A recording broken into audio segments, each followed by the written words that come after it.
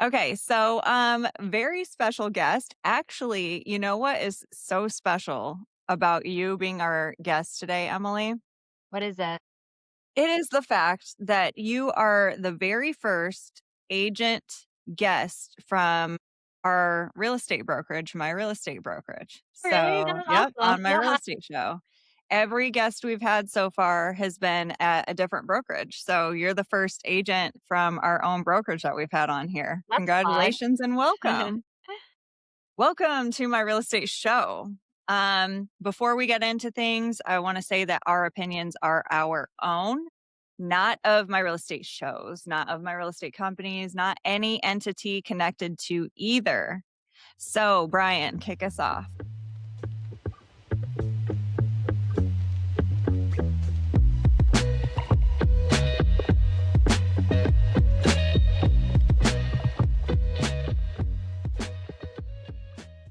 All right, I'm Sandi Lyn. I am CEO of my real estate company. I scaled a national brokerage 7 states in 7 months after seeing agents just being failed by this industry. And Emily, I'm joined by my lovely guest, an agent at my brokerage, Emily, but she was one of the very first agents to actually join our brokerage. And maybe we should talk a little bit about that and like how we even grew close together, Emily, and stuff. But we are joined by Emily. I can't wait for you guys to hear her story because it's super amazing. And we are also joined by producer Brian, who I served with in the Marines over 20 years ago. So, Emily, what would you like to talk about today? Do you want to get into your story first? Do we want to do all the small talk where we were like, oh my God, save it for the show? What do you want to talk about? Well, I kind of want to hear about earlier you're going to tell us while you were making your way home and then I guess into like my story of how I became a realtor. Okay. Yeah. So, I was like on my way home and so I got my hair did this Yeah. morning. It looks really good. Thank you. We finally I want it to be the kind of red that you cannot see the regrowth, which is Yeah. true, Mhm. but also I don't want it to be like a fakey red. Like this is Right. basically my red hair color, just a Yeah. little bit of a pop. But anyway, I'm heading home and then I'm like, "Oh my God." It like hit me like a ton of bricks where my dog runs through all kinds of weeds and field grass and everything. And I'm like, since when is it? It's summer now. Like it's pretty much summer. And I still hadn't picked up his flea medicine, like his flea and tick prevention. And for some dogs, I guess if they're inside all the time, it's maybe not a big deal, but my dog is straight up running Yeah. around it, like Wild getting into adventures. it. You see me post videos. He's Yeah. like, in order to hunt the rabbits, one must become a rabbit, you know? I mean, Brian and I go on walks with Whiskey and it's insane. So Mhm. I'm like, I am just asking for it. I'm asking for my entire apartment to get infested with fleas. Luckily, it hasn't happened. It has not happened, but I'm like, I'm asking for it. So Yeah.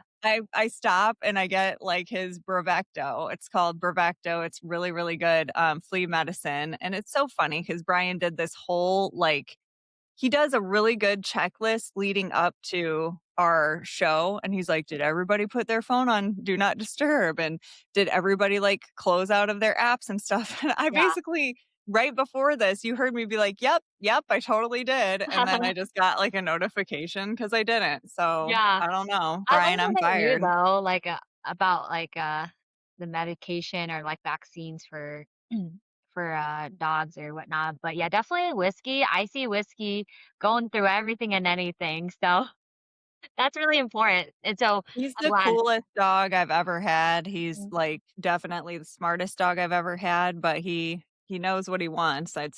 I'm not gonna get away with not taking him outside at least 3 times a day, so yeah. win some, lose some. Mhm. Right? Okay, so let's talk about um, how you and I, like, connected and ended up growing close and stuff like that.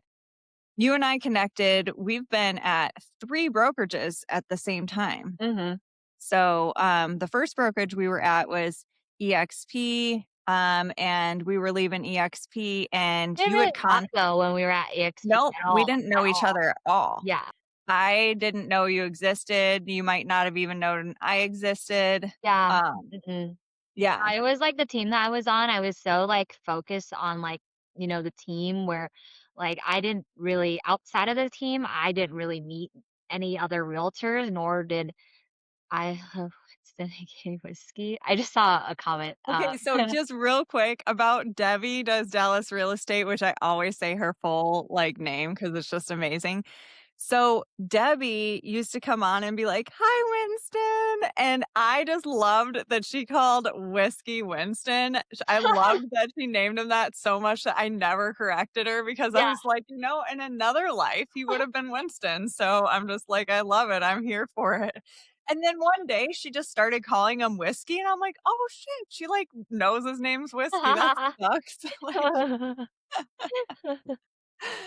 So, we were at EXP and then you were going to join Epic, but you were on a team at EXP. So, let's talk about, you know, your transition from one brokerage to another and also at the same time deciding to go solo. Let's talk about that.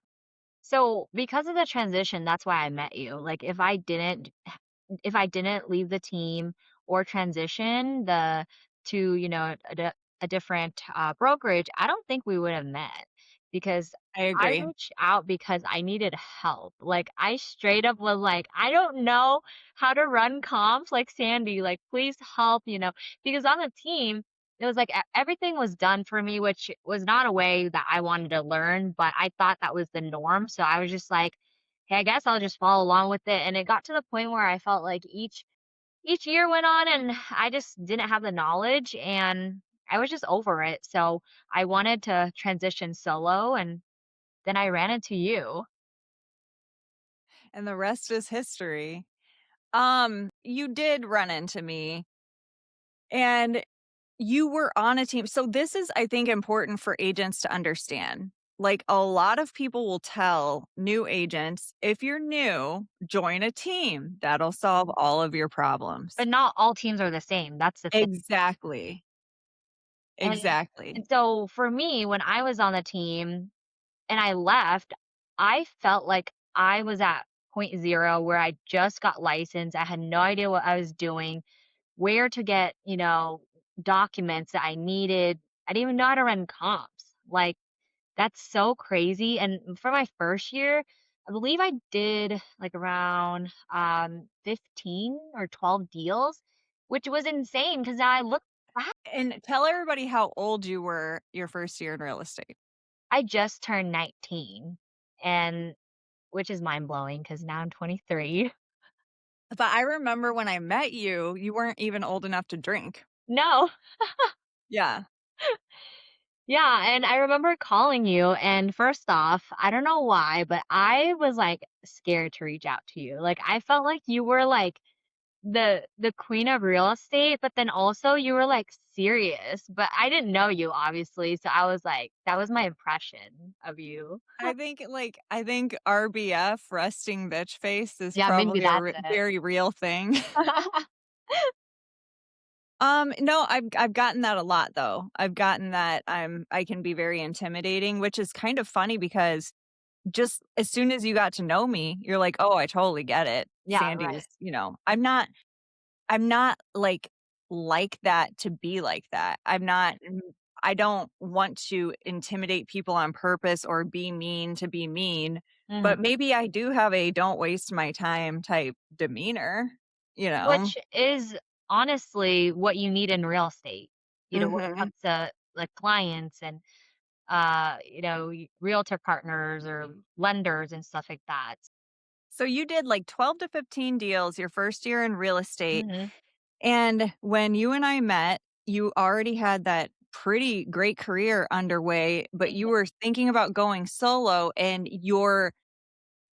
the fear that was stopping you from going solo was, "Oh my god, I just realized I don't know how to do real estate. Here I Um, am bringing in all this business into this team, and I don't know how to do real estate."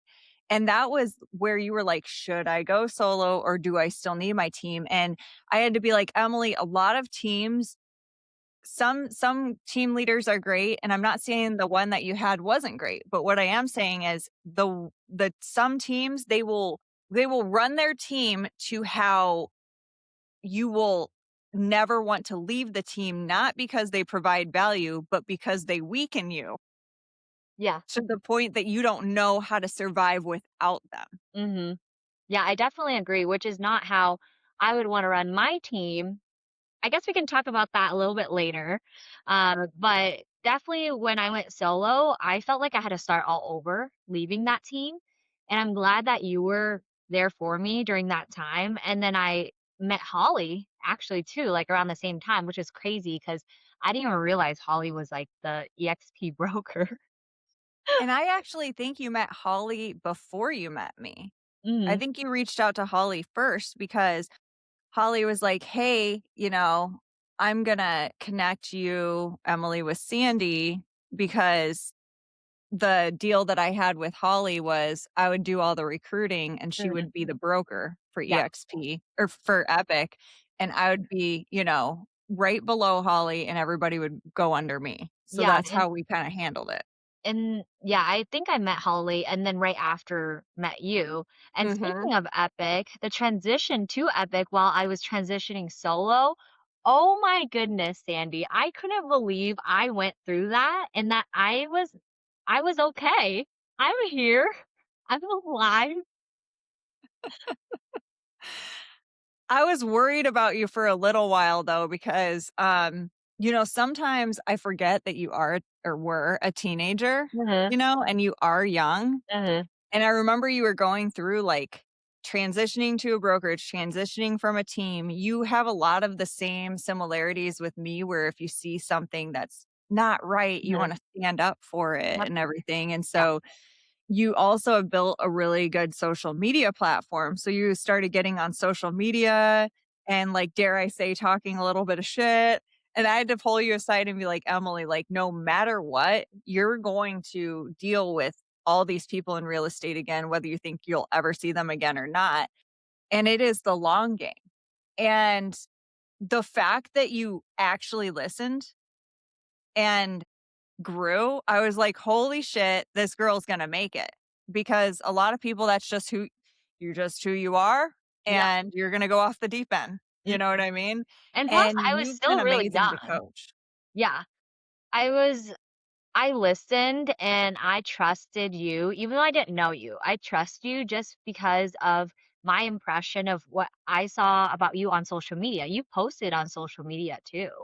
So I saw your page. And so, which is why it motivated me to post on social media at that time and to grow my business because I I had to start over. Like my whole client base had to start over when I went solo and I had to build my business from point zero again, which was okay. And I'm grateful, I learned a lot from that. That's interesting that you said that I built trust for you through my social media before we even knew each other. Yeah.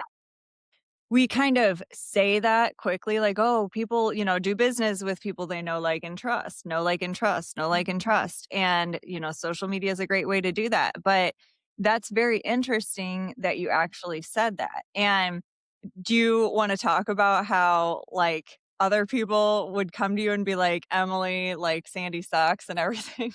Do you want me to like talk about that? Because You I can talk about definitely it. You feel don't it. have to name names, but we Yeah. can talk about, Yeah. like, I won't how name names. gossipy the industry is. Yeah, I won't name names, but definitely like I'm glad I didn't listen because I got this random call while I was eating breakfast, enjoying my day, and this freaking agent, which nothing against that agent, she's a wonderful person, but maybe not like adaptive to change or something, and maybe not a risk taker or whatnot. She called me, she warned me, and she was like, uh, you know that like Sandy is not a good person. And I'm like, huh? Not a good person. Why? Because first of all, I need to have backed up facts. Okay. I don't just trust and listen. Like I have to be able to, like I don't trust just anyone and anyone, right? So, not everyone and anyone. And so I was just so confused. And I was like, should I like tell Sandy? Would she get mad at me? Which I mean, I told you about it because I was like, I just kind of want to hear for myself what you say. And, it was just all like this, like everything and anything of like, don't do this, don't do that, and don't join the brokerage. You know what will happen. And I was like, what's going to happen? And he's like, Well, well, I had a not so good experience. what stuck out to me when I remember when you told me what that person had said was when Sandy doesn't want something from you anymore, Oh, yeah. like she'll be gone or something like that, Yes, or she. it's like when Sandy doesn't need you anymore, she's not gonna be there for you nor answer, like, texts or calls or whatever, something along the lines.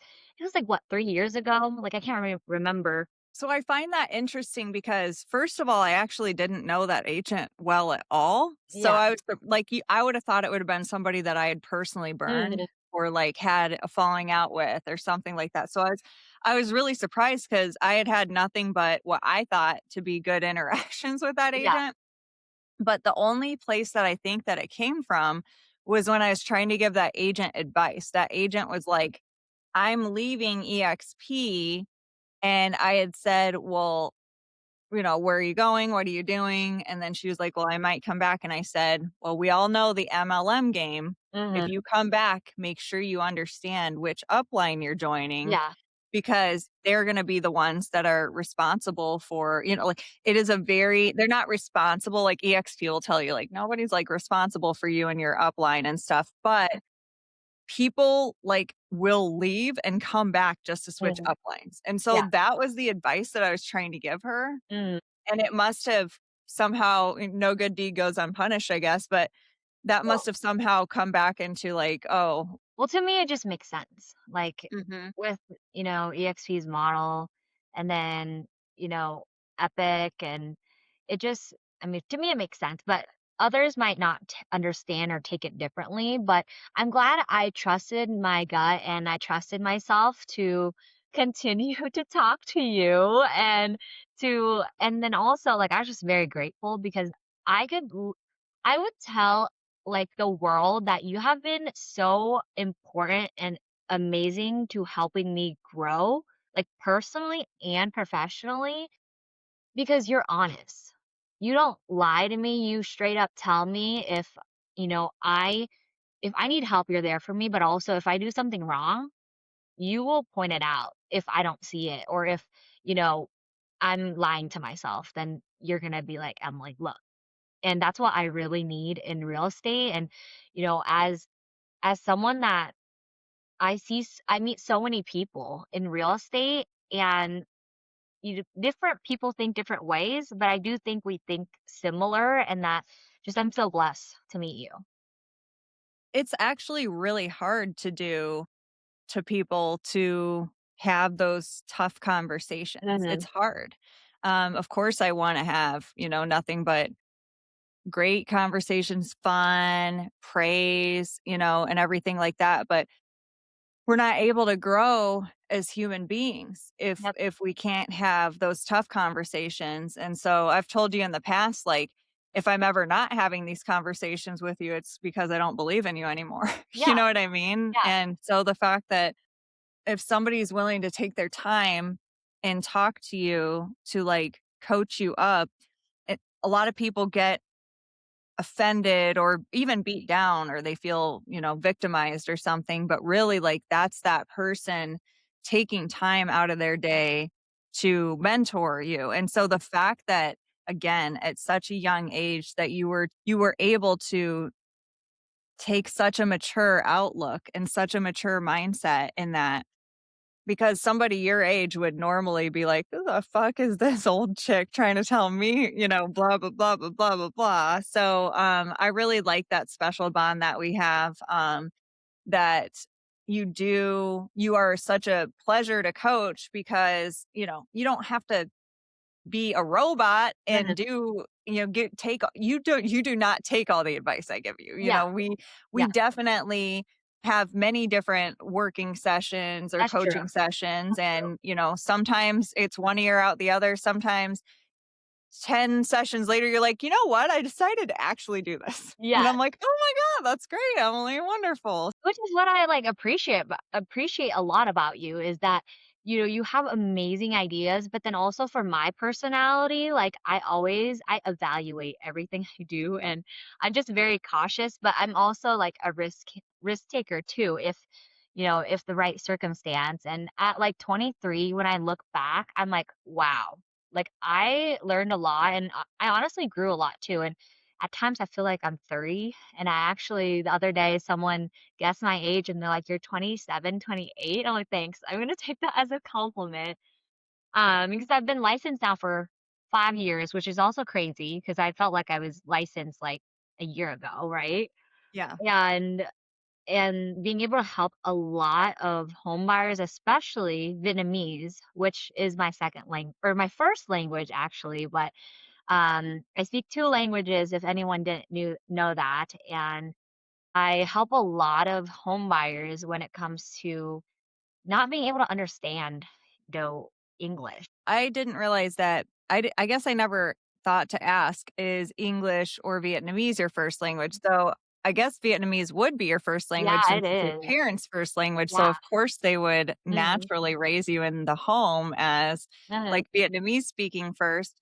But at what point did you learn English? Was it like when you were When 2 I and went to 3? kindergarten, actually, I didn't go to preschool, so I went to kindergarten not knowing a single word of English.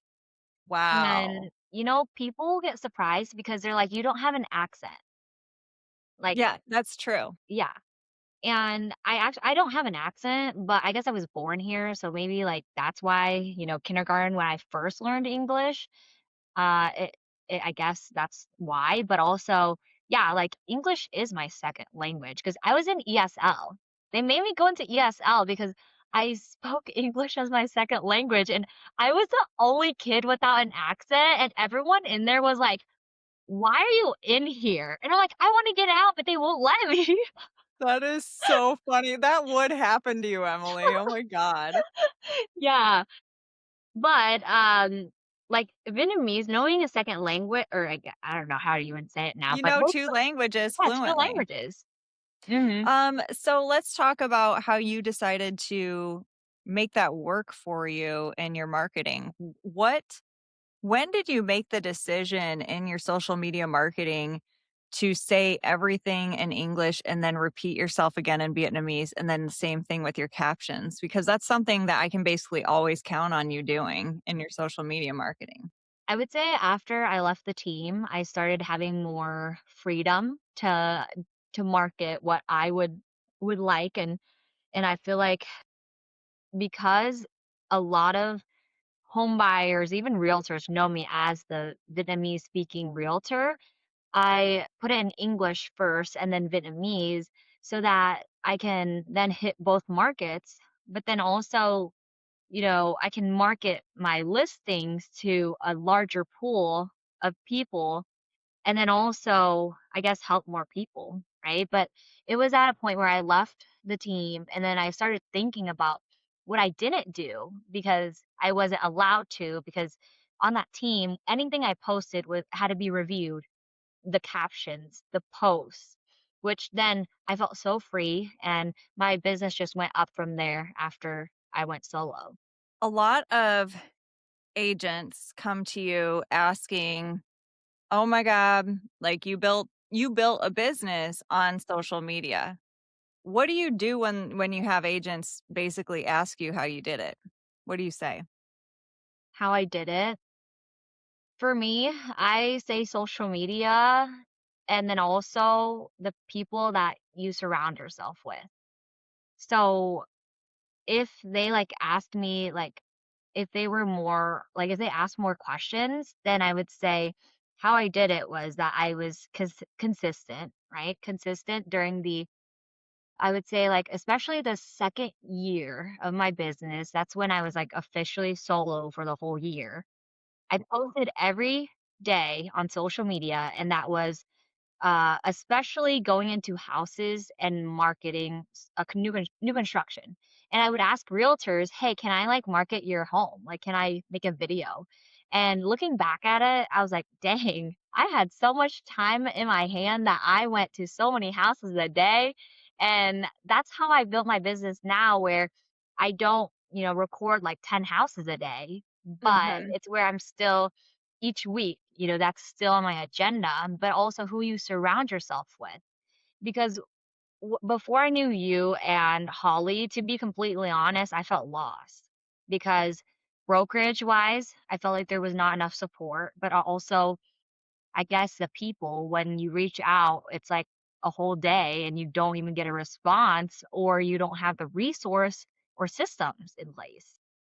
And I wanna talk about that in a minute, Mhm. but well, actually, we can talk about that now because the people, when you talk about, like, surrounding yourself with the right people, right? So when Holly and I created this brokerage, my real estate company, it was really funny because you had just gone to, like, a big epic event or whatever. You had Yeah. traveled down to Texas, met a bunch of agents there, all kinds of things. Mhm. And so Holly was like, "Oh my gosh, like, I don't know if Emily's gonna come over." And I'm like, "She's gonna come over." And she's like, "But Emily was, like, rah-rahing for Epic." And I go, "We are Epic for Emily." Like, she's just into this brand because we are right now. But if we were to leave, she would not have the same experience at Epic, and she knows that. Mhm. And I was like, "I guess I was hoping you would know that, but, you could never be Which too sure." actually, so I have something to say about that. Holly reached out to me maybe like 2 months before the Epic event and was like, okay, just like a random question. If I had my own brokerage, would you join? And "What? she Holly?" actually did. And okay, that was the time when I was still working at JC Penney's, right? Transitioning, all that. Oh yeah, like on top of everything, I had a like freaking full-time job too. Yeah. And I so I got that text while I was sitting on my 30-minute break, and it scared me because I was like, "I just moved," like, Yeah, I can't be doing this shit. Yeah. and so but then I was like, I'd be opening to, like, looking at options, so I texted Holly, I was like, "Well, yeah, just, like, let me know if you do, and I'll think about it." And so, honestly, mentally, I was prepared because Holly had sent me that text. If Holly didn't have Wow. sent me that text, I would have probably been more hesitant and maybe more shocked and surprised because I had already made, a big move, right? Going solo, going to Epic. Like, it was just like too much on my plate already. And on top of like trying to learn everything. But then when, you guys are like, hey, let's meet, I was like, I have a feeling I'm gonna mentally prepare myself, and I'm glad you reached out because it's been a great decision. I was gonna ask you another question, but now I forgot. Do you have any questions for me while I'm trying to remember? Well, I thought that you guys honestly were, like, crazy because I was like, "A whole brokerage? Like, starting up, like, a whole brokerage? Like, literally building, like, a plane and flying while we're building?" And Mhm. I was very nervous. Like, I don't know how you handled all that, but you handled that with, like, grace, and you guys are so, like, to my eyes, very chill about it. Good. That's how it should look for you, you know? It has been a very intense experience. I I'm would sure it not is, yeah. be where I'm at without agents like you, without help like Brian. I mean, I've learned so much because it's I had no idea what I was getting myself into as a CEO, right? Mhm. I'd never owned a brokerage or anything like that. The reason why I started it was seeing the problems, not necessarily with brokerages, but just in the industry as a whole, Yeah. and being like, well, I can't fix the whole industry, but I can control what bullshit happens inside of a brokerage. Yep. I can at least control that. Mhm. So, and yeah, it's been a very interesting, wild ride. And we've got some amazing things coming up with like teams. I'm very excited that you're starting a team. Brennan, for those of you that haven't met Brennan Cook yet, joined our he joined our ranks out of West Virginia, and he became our director of teams. He's our West Virginia broker, but also our director of teams. This dude he's so cool. He's so funny. He very much, goes with the flow. He took Brian on head on during that Alex Murdaugh debate. I mean, dressed like a freaking lawyer. It was so funny. Were you there for that episode? Yeah. Oh my God, that was so funny. Um, but the structure that he developed for teams, I don't know if you've had a sneak peek. I'm betting you haven't, but it is not offered at any other brokerage. And so Really? we're very excited to roll it out. It's going to be I'm very neat. excited to know about it. I haven't heard about it yet. I definitely need to connect with Brennan. He worked with the largest teams and with micro teams and all kinds of different teams at a staff level at EXP. He worked with recruiting, um, retention, I should say, recruitment, retention. I should speak like a professional. And he would understand their pain points. He knew all this stuff inside and out. And so I knew I needed to give him ownership of that. And once I unleashed him, he turned around a product like within a week and was like, Mhm. here's my entire proposal. And so, yeah, I'm very excited. excited to unleash him on the world and bring some teams into the brokerage. It'll be fun. Yeah, I'm super excited to hear about that. And then also, I did mention to you like before this, I wanted to talk about KW because I Yeah, saw that let's do that. notification. Yeah. So like that notification that I saw, it was on Threads. It's just a random notification that popped up and it says from a realtor in another state. She said, "I'm definitely seeking a new brokerage and I know what I want and I know what I need. Keller Williams is a hell no," is what she said. What are your thoughts first? Well, for my thoughts is that, first of all, when I first got my real estate license, Keller Williams 5 years ago was in the Des Moines market at least, it was very popular and very common as a newly licensed agent. But I didn't join that because um, I'm not your typical person that joins like how everyone does. I do my Yeah. own research and stuff like that. But also, Teal came from Keller Williams, one of our agents currently at our brokerage. And so I do see I guess, a gap in like promising, like what KW promises versus actual agent experience that I've heard from that, Teal has mentioned to me, which is why, she left the brokerage, but then also now seeing this notification and actually some articles too. Did I ever tell you my history with Keller Williams? No. Mm-mm. That it was the very first brokerage I ever joined? Is it really? Mhm. I want to hear about it. Um, so I was there for probably, I don't know, like 30 days, maybe 30 less. days? Yeah. My experience, like, was some regular Keller Williams and some, like, not so regular Keller Williams. So, first of all, the regular Keller Williams experience that I got, I will start by saying a positive, Mhm. okay? A positive was that I got the best contract training I've ever received at any brokerage to Yeah. date. Mhm. And so I want to implement exactly what that contract training was in our brokerage. Yep. I just haven't had time to do it yet, but Yeah. I am very excited to do that because I still remember it and I think it made me a better agent. So, um, really reaching, but I think that's the only positive thing I can Mhm. say about it.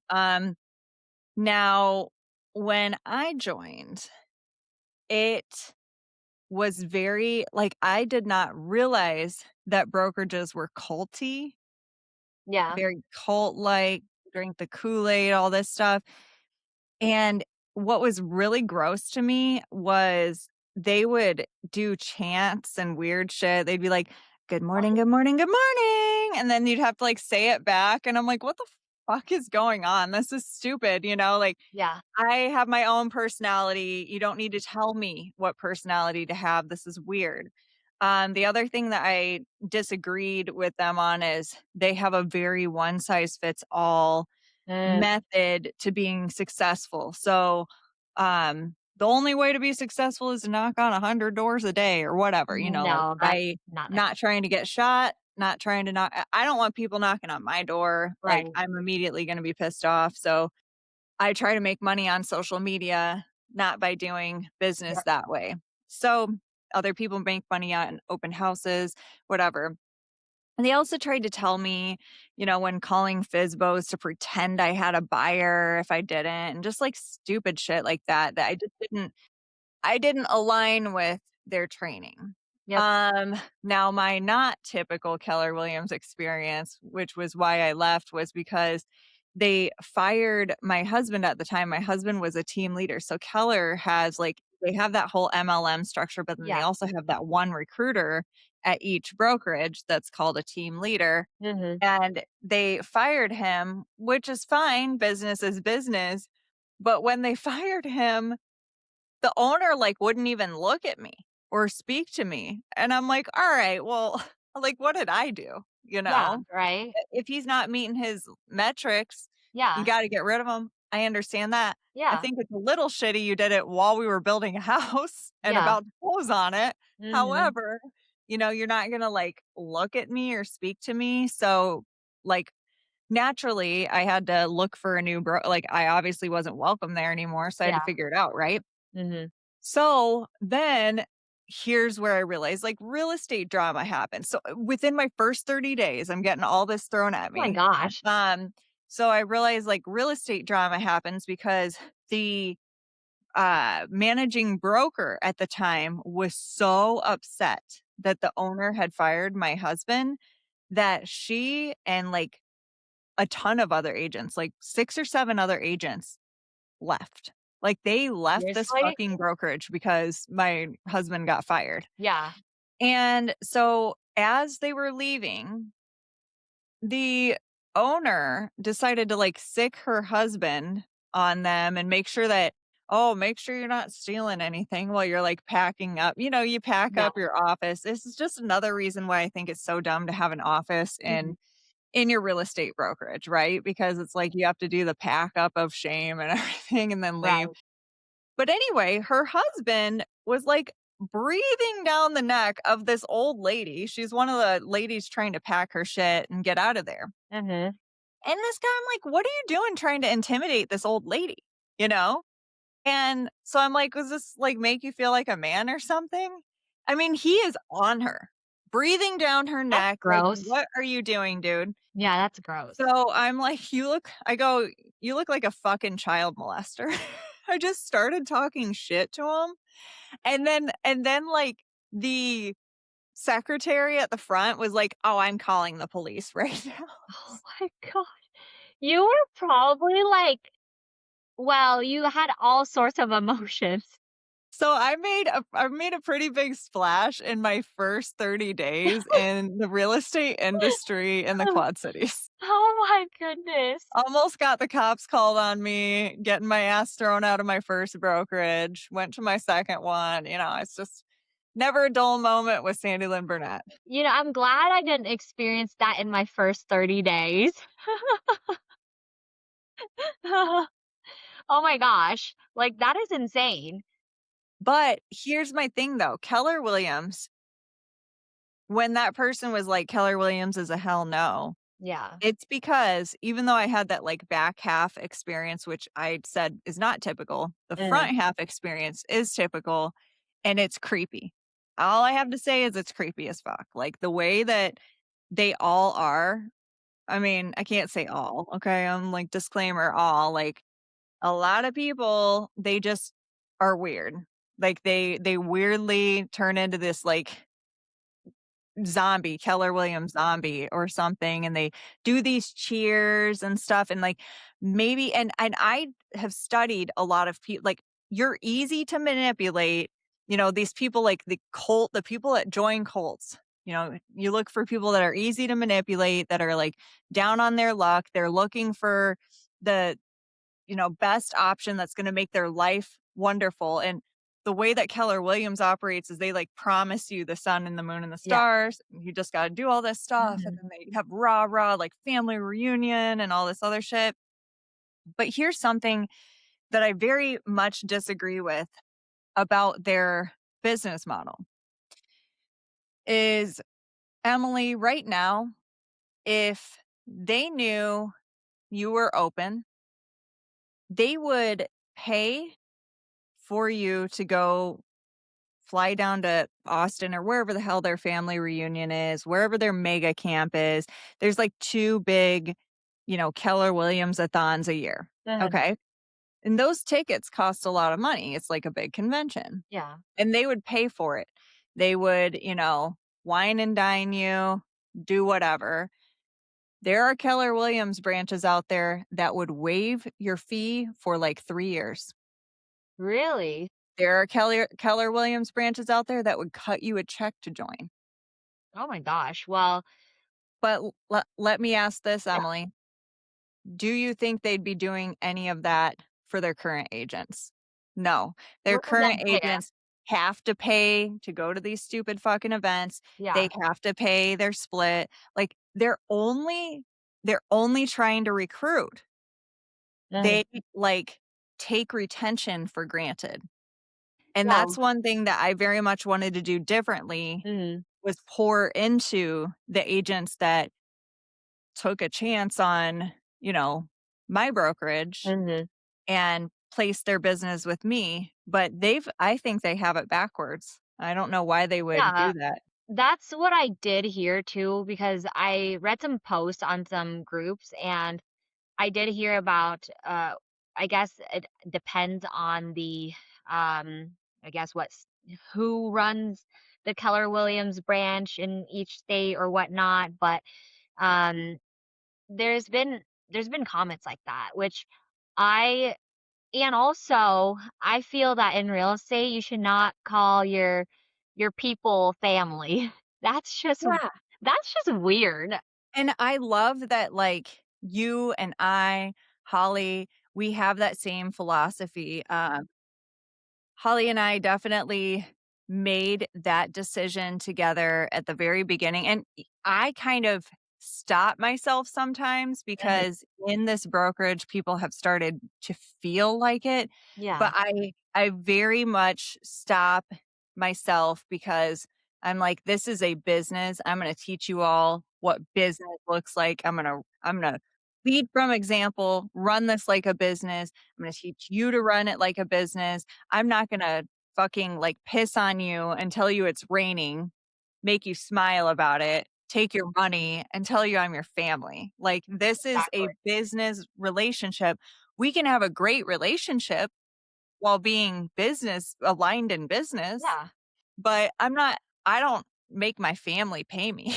Exactly. Like, Yes, I mean, I exactly. might make my brother pay me if he ever joins my brokerage, but And that's a it's like business transaction. how many brokerages do say like their agents are family. And I'm like, okay, so you charge your family monthly fees.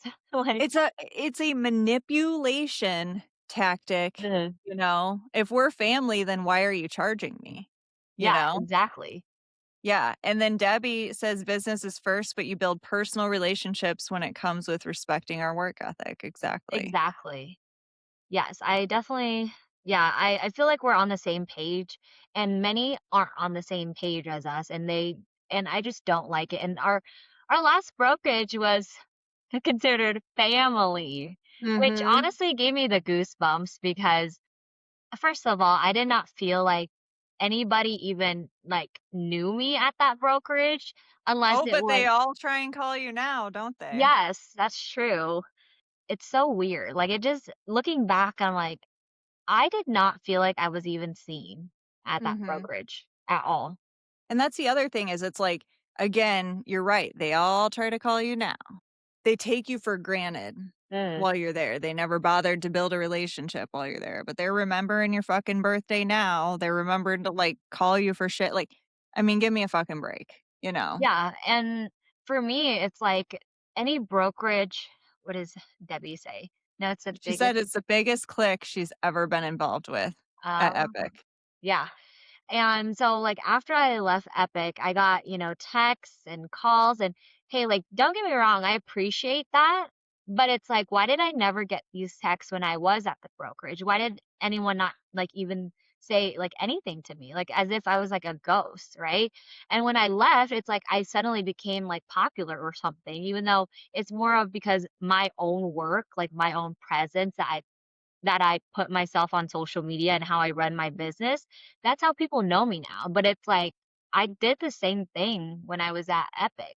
And it was like for me, no matter like what brokerage you're with, Epic, Keller Williams or whatnot, it's like look at like the model, look at the people that's there, like how they treat, their agents, the systems, like no brokerage is the same. Mhm. Exactly. So what else you got, Emily, before we wrap it up?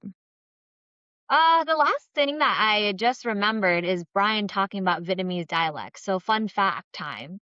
Yeah, let's do it. So, I speak Southern because I grew up in the city, so the South, right? So it used to be called Saigon, Ho Chi Minh City, right? Mhm. So the North has a completely different accent. It's or dialect. It's called Hue, and I don't even understand. Like I have to listen very, very closely to be able to differ, differentiate, right? Is that Differentiate. yes, like different words. Like I even though it's like similar words, but it's like the dialect, the tone, Mhm. I can't. That's interesting. And then tell them about a little bit of what you were telling me about Vietnamese real estate. Yeah, for Vietnamese real estate, was it about Just like the crazy prices oh and just yeah. different things like that, and then So the lack of regulation and shit. yes. So when I went to Vietnam, I was very like intrigued in the real estate part because I wanted to learn and see what is different. Which now that I come back, I'm very appreciative of Iowa and how first time homebuyers have like grants and then also like prices are like still affordable. But in Vietnam, why are condos, right? Like imagine a two bed, one bath, like 900 square feet that's on the 50th floor. The inconvenience of that, right? But great view. It's like 40 million, like US dollar. And that in real estate, first of all, you don't have to be licensed, but anyone can stick their own sign in front of that condo and be like, for sale, 515, da da da da da, like write your number. And there's like 9 signs. So who's the original like seller Wow. or like broker? Which is crazy because clearly in Iowa, that's not Well, happening. actually, there is something called a non-exclusive listing. We're That's just so true. used to using exclusive listings. That's true. You're Mhm. right. Could you imagine? I would never fucking take a non-exclusive listing. Put all that money and effort into something, and then this dude over here I've sells never it. done a non-exclusive, which is why I was like, There I don't think we allow it, to be honest. I'd have to check. well, that's like honestly a protection barrier for our agents, Mhm. though. Yeah, yeah. Well, this was really fun to have you on. I'm so excited because I have watched so many episodes and I've Yeah, seen talk about, like, your experience with, like, listening to the show. well, it feels like an actual show. So I've like, put it on at like 9 p.m. or in my car too, like listening because it's, you can listen to it like on YouTube, Spotify or whatnot, like, or I mean, Apple Yeah, Music. it's everywhere you get your Yeah. podcasts, Yeah. yeah. Yeah. And so it's like, it feels like an actual show. It's real and you stay connected to real estate. So you're learning, it's not boring, it's interesting, and also you can literally chill out as well. So Did you see Brian goes, "Yes, please give us a good promo clip." Thank you, producer Brian, for ruining the moment. But I'm just very happy for the opportunity to be on the show because this show will go on, and I'm one of the, like, first few people You're an on. OG girl, you deserve it, and Debbie will come on too, that'll be fun to have her on, and I've already got a couple of stories that I can't wait to talk with her about on air, so, yeah, let's wrap it up. So it was great having you on, Emily. Today was a pretty slow news day, so I'm glad that we were able to like really not have to do a lot of heavy news coverage and everything. If you live in LA, vote for Spencer Pratt for mayor on June 2nd. I would really like to see him win. And until next time, we will see you at noon central. Yeah, go ahead, Brian, kick it off.